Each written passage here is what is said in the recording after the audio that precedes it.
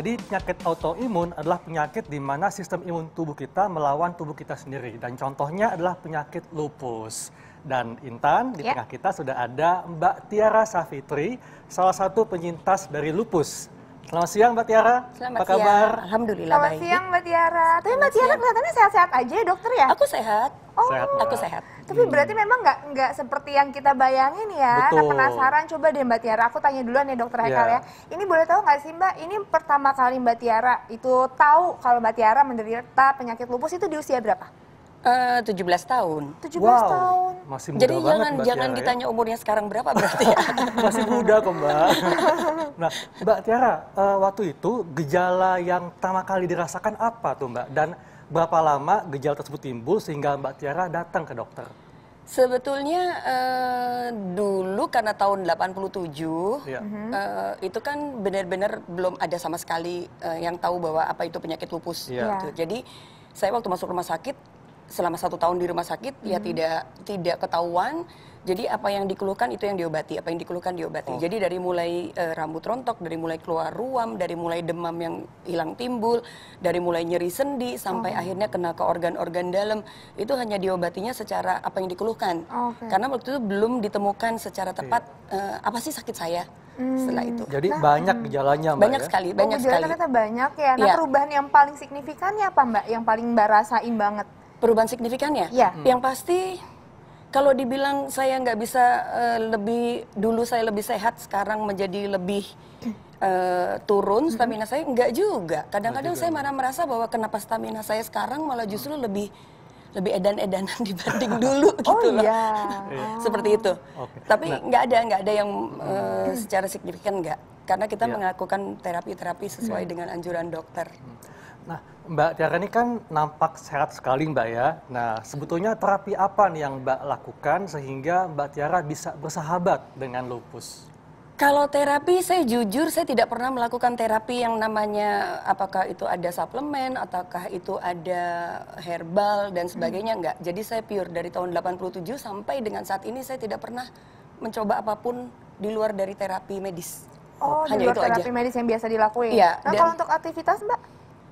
Aktivitas sekarang saya normal. Normal Malah aja. kadang mungkin saya berpikir saya lebih normal dari orang normal kali ya. Intan, Bahaya bener nih. Tahu gak ya, Mesti direm. katanya Mbak Tiara ini hobinya naik gunung ya? Oh iya? Iya, Naik Mbak. gunung Betul Mbak, nggak, Mbak? bisa? Iya, jadi naik gunung itu sebetulnya bukan dari saya SMA, tetapi Oke. saya naik gunung itu justru ketika saya kena lupus. Jadi di tahun 2012 ada. Iya. Oh, ini Nah ini salah waktu di satunya, Mbak? Kilimanjaro. Wow. Jadi ini adalah pendakian Luar pertama biasa. saya adalah di Himalaya di Everest Base Camp Kalapatar dengan 3 orang odapus. Yang satu odapus dengan jantung, yang satu odapus dengan limpahnya sudah diangkat. Wow. Terus yang di Kilimanjaro ini nah ini yang di Himalaya. Nah ini yang bertiga, yang perempuan yang limpahnya diangkat, yang laki-laki yang kena ke jantung. Dan ini teman-teman Mbak Nah. Tiara semuanya dengan lupus ya? Iya, Berarti? Oh, gitu. itu Jadi semua teman-teman dengan penyakit lupus? iya, tapi yang mendampingi adalah ada pelatihnya, ada coachnya. Beliau juga mencoba untuk memberikan latihan-latihan yang sesuai dengan sakit saya gitu, bahwa saya tidak boleh kena matahari, bahwa saya punya masalah di lutut, jadi terapi gerakan-gerakan apa yang boleh dan tidak boleh dipaksakan seperti itu.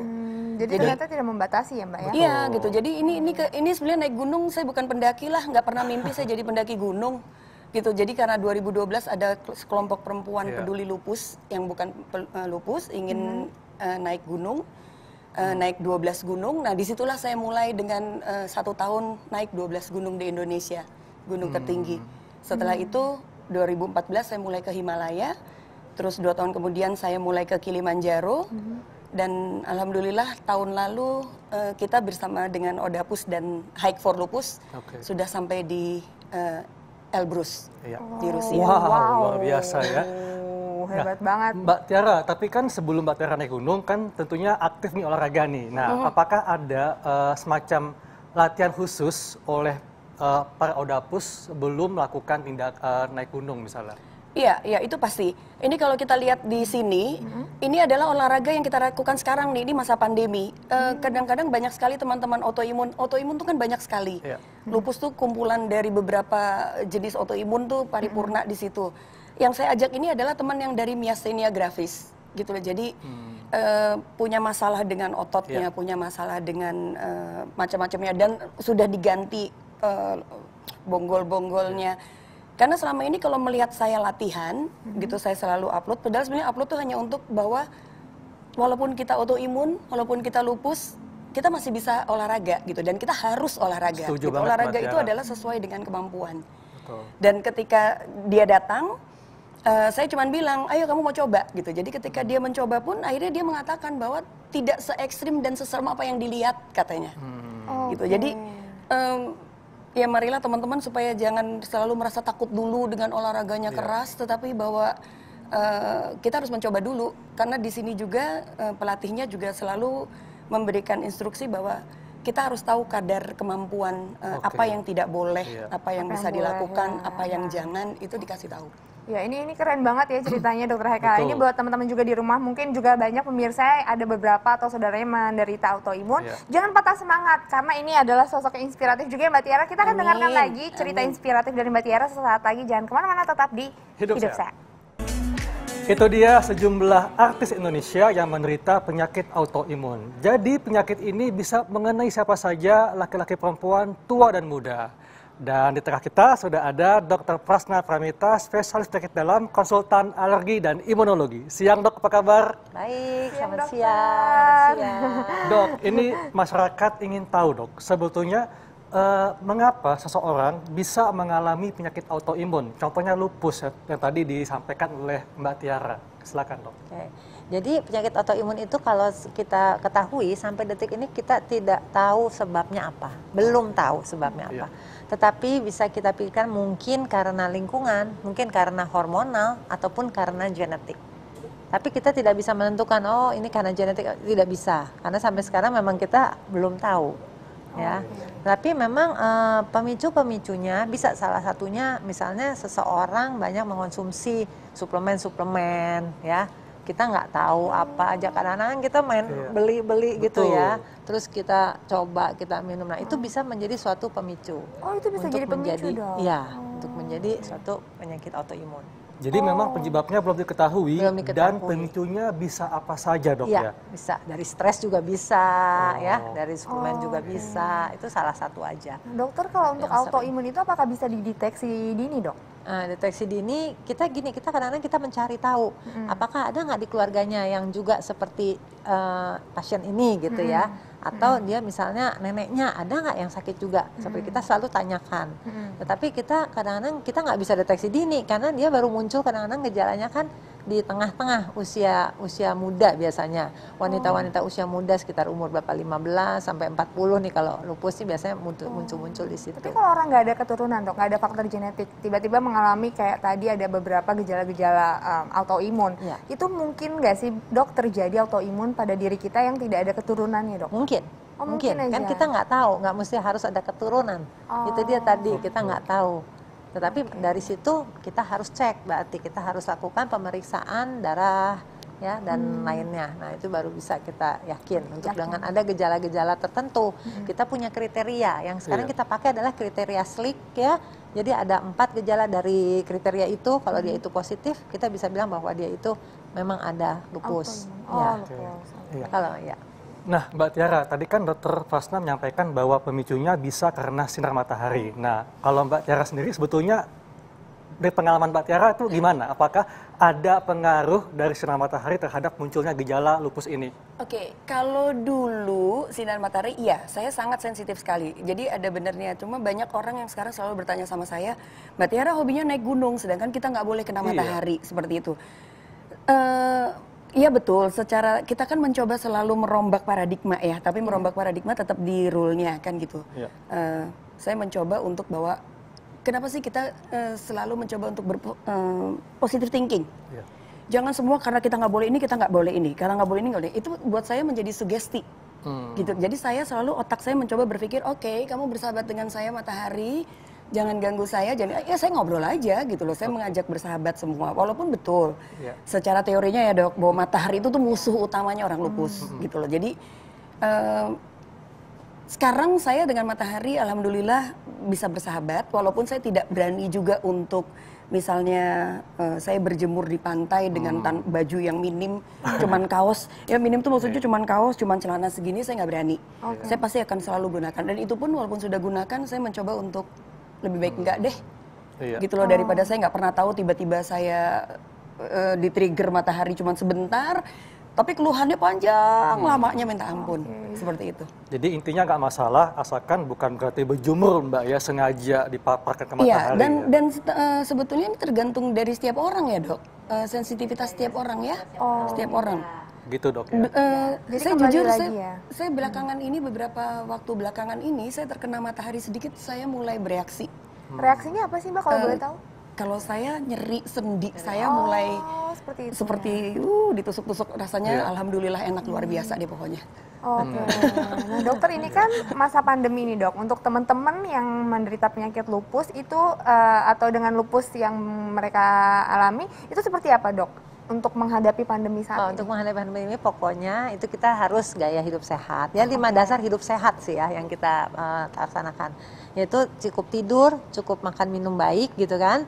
Lalu juga kita harus berpikir positif, kita harus selalu olahraga, ya olahraga itu ya paling 15 menit sehari sampai 30 menit, tapi yang ringan bukan yang berat, ya. Dan lalu apalagi ya itu satu, kita harus sayur buah pasti harus.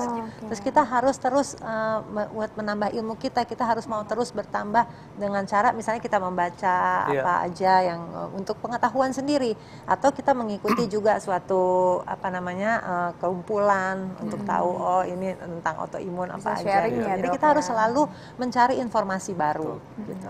Nah itu saya rasa dengan itu kita akan bisa menjalani, dan memang benar berpikir positif salah satunya udah paling benar baik, benar. Jadi dengan adanya kelompok bisa saling berbagi dok ya? Iya, pengalaman dari orang lain mungkin kita bisa, oh iya dia begitu, oh mungkin pada saya begini gitu kan. Nah Mbak Tiara juga katanya membantu teman-teman ODAPUS ya, jadi orang dengan lupus di sebuah rumah sakit. Nah mungkin Mbak Tiara bisa berbagi nih pengalaman bagaimana membantu teman-teman supaya tetap optimis dalam menjalani hidup dengan lupus.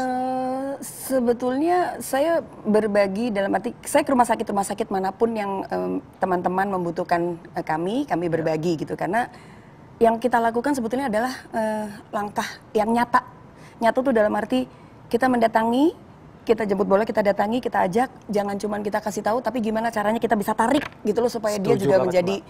Karena ketika kita kasih tahu, kita kasih masukan, kita kasih semangat, iya semangat pada saat itu. Ketika di rumah dia punya PR lagi gitu. Ya saya harus semangat seperti Mbak Tiara, tapi saya mulai dari mana ya? Nah itu kan PR. Setelah PR jadi stres sendiri gitu karena tidak tahu harus mulai dari mana.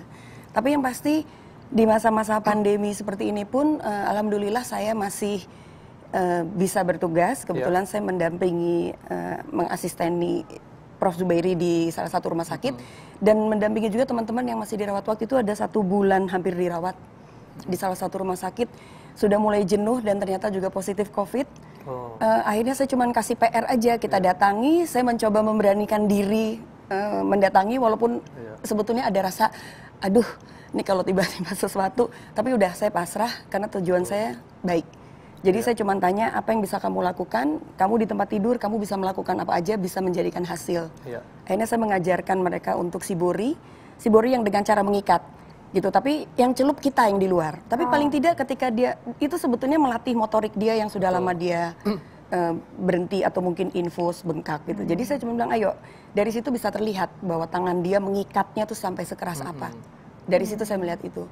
Dan memang akhirnya hasil-hasilnya pun juga mereka bisa menikmati, dan itu yang membuat mereka menjadi semangat dan tidak ya tetap bosen ya selama itu di rumah sakit, tapi paling tidak ada yang bisa untuk healing, membantu mereka untuk mengurangi rasa jenuhnya mereka. Jadi ada memang kegiatan. Sangat penting pendekatan psikologis Mbak Tiara ya, butuh afirmasi positif untuk menyemangati mereka ini. Ini berbagi, sharing dengan siapa aja, nggak perlu dengan yang kadang-kadang teman, sahabat gitu. Tapi kan kadang-kadang juga teman, sahabat dengan masa-masa seperti ini mereka nggak berani seperti itu ya.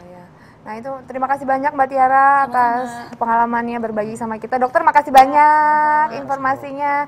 Ini memang paling penting banget adalah di mana kita bisa membangun untuk gimana positif ya, berpikir positif terus untuk penderita penyakit apapun atau yang sedang mengalami apapun ya dokter ya. Jadi intinya bagi para penyintas autoimun seperti penyakit lupus ya, tetap mesti semangat dan kita tentunya bisa hidup secara normal Mbak Tiara ya. Betul. Kalau saya boleh kasih satu nih dok, buat penyintas autoimun terutama, penyintas apapun, badan boleh sakit tapi jiwa, hati, pikiran kita jangan sampai sakit. Setuju banget. Nah, itu aja. Bagus banget, badan boleh sakit tapi jiwa, pikiran, dan hati tidak boleh harus selalu sehat. Terima kasih Mbak Tiara, terima kasih dokter. Sama-sama. Terima kasih banyak. Nah dokter Haikal, nanti sebentar lagi kita akan kembali. Ini caranya, gimana sih dok kalau mata kelilipan tuh kadang-kadang suka kelilipan, cara ngatasinnya gimana dokter Haikal? Nah itu dia, kita akan bahas cara ngatasinnya sesaat lagi tetap di Hidup Sehat. Hidup Sehat.